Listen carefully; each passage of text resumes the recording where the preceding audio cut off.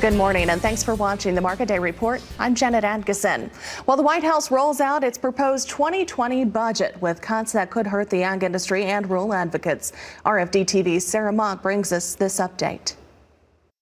The president's spending plan called for major cuts across the federal government, including more than $5 billion from USDA's budget. And this budget demonstrates the president's vision to restrain Washington spending and reach a balanced budget by 2034. A major source of reductions in USDA spending would come from supplemental nutrition program changes that are already in the works at the department. In terms of other major reforms, the administration is proposing uniform work requirements for Medicaid, TANIF, SNAP, or food stamps in certain housing programs. But concerned hunger groups worry that work requirement changes will disproportionately impact rural areas, where local economies have been slower to recover.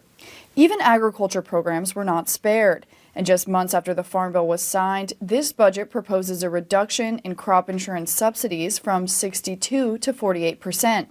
The National Association of Wheat Growers responded in a statement saying, quote, "The additional cost could result in many growers not having insurance and may make it difficult for them to stay in business." Despite much chatter, infrastructure was not a major feature of the proposal, though the administration says they are seeking additional flexibility in existing programs. But we are totally ready and willing to talk with Congress about how to ensure that there's additional dollars in the federal trust fund and to put forward additional $200 billion in new investment to make sure that it's not just a surface transportation bill, that when we need money for broadband or other infrastructure, that is also something that we can pursue. Though the budget proposal will be alarming to some, presidential budgets tend to be pretty quickly dismissed by Congress.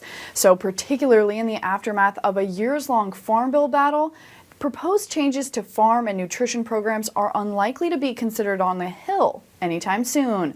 For RFD-TV, I'm Sarah Mock in Washington. Thank you, Sarah.